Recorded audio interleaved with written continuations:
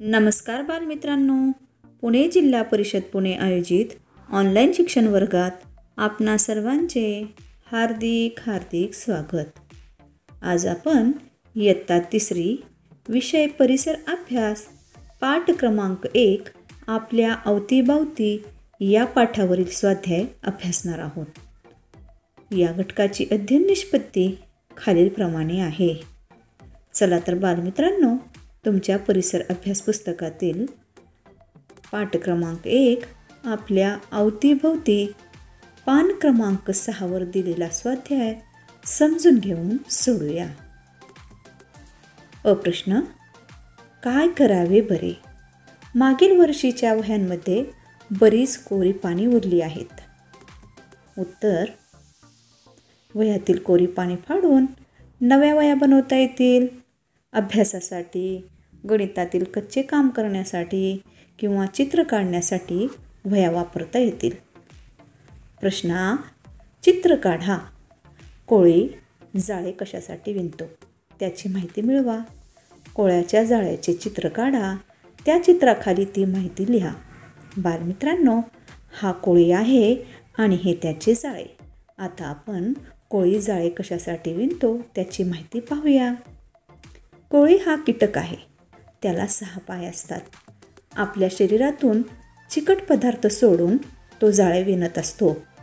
कोळी आपले भक्ष्य जसे एखादा किडा किंवा माशी त्या जाळ्यात अडकवण्यासाठी जाळे विणतो.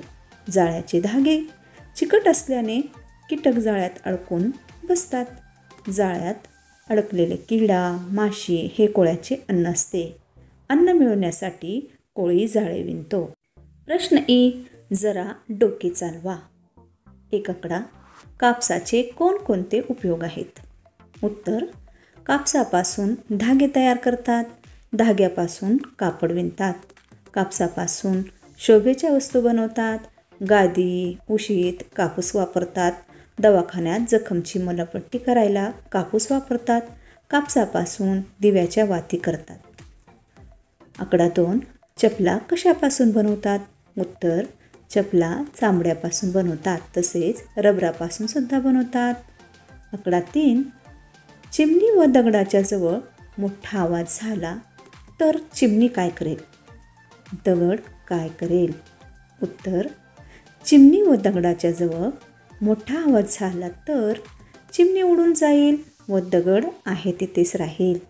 कारण चिमणी सजीव आहे व दगड निर्जीव आहे. आकडा 4, पाल काय खाते? उत्तर, पाल किडे खाते. आकडा 5, तुमच्या घरातील लाकडापासून तयार केलेल्या वस्तूंची यादी करा. उत्तर, लाकडापासून तयार केलेल्या वस्तू: कपाट, टेबल, खुर्ची, सोफा, पलंग, खिडक्या, दरवाजे, लाटणे, पोळपाट, पाट, शिडी इत्यादी. बालमित्रांनो, तुमच्या घरात असणाऱ्या वस्तूंची यादी करा. आकडा 6, कोणकोणते प्राणी उंदीर खाऊन आपले पोट भरतात? उत्तर, मांजर व साप हे प्राणी उंदीर खाऊन आपले पोट भरतात. प्रश्न ई, गाळलेले शब्द भरा. आकडा 1, कोणी उचलून हलवले तरच दगडाची जागा बदलेल. आकडा 2, कापूस, लोकर आणि रेशीम यांपासून आपण कापड विणतो. आकडा 3, झाडांची पाने गळतात. तीही मातीत पडून कुजतात. प्रश्न ओ, खालील प्रश्नांची उत्तरे द्या. 1 आकडा, माणसाला परिसरातून कोणकोणत्या वस्तू मिळतात? उत्तर, माणसाला परिसरातून अन्न, पाणी, हवा मिळते. कापड बनवण्याकरिता कापूस, लोकर, रेशीम या वस्तू परिसरातूनच मिळतात. चटया, टोपल्या, वहीचा कागद अशा वस्तू बनवण्यासाठी लागणारे साहित्य परिसरातूनच मिळते. घर बांधण्यासाठी माती, दगड, लाकूड माणसाला परिसरातूनच मिळते. आकडा 2, वनस्पतींना परिसरातून कशी मदत मिळते? उत्तर, काही वनस्पतींच्या बिया वाऱ्यामुळे दूरवर जातात आणि त्या ठिकाणी त्या रुजून नवीन रोप तयार होते. अशा प्रकारे वनस्पतींना परिसरातून मदत मिळते. काही बिया केसाळ प्राण्यांमार्फत वाहून नेल्या जातात.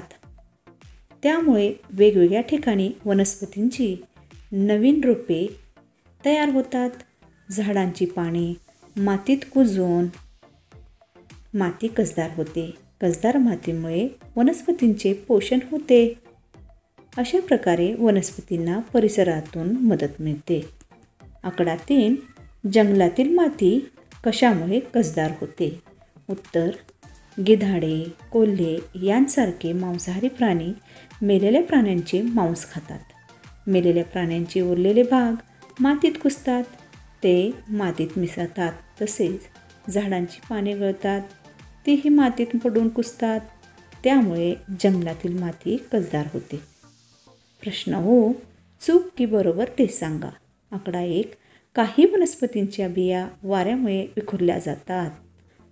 बरोबर. आकडा 2. वनस्पती निर्जीव आहेत. चूक. आकडा 3. किडे आणि धान्यांचे कण खाल्ल्यामुळे चिमण्यांची वाढ होते. बरोबर. बालमित्रांनो, या पाठावरील उपक्रम पहा. प्राणी आणि वनस्पती यांच्याशी संबंधित अनेक सणवार असतात. तुमच्या भागात असे कोणते सण साजरे करतात? ते कसे साजरे करतात याची माहिती मिळवा.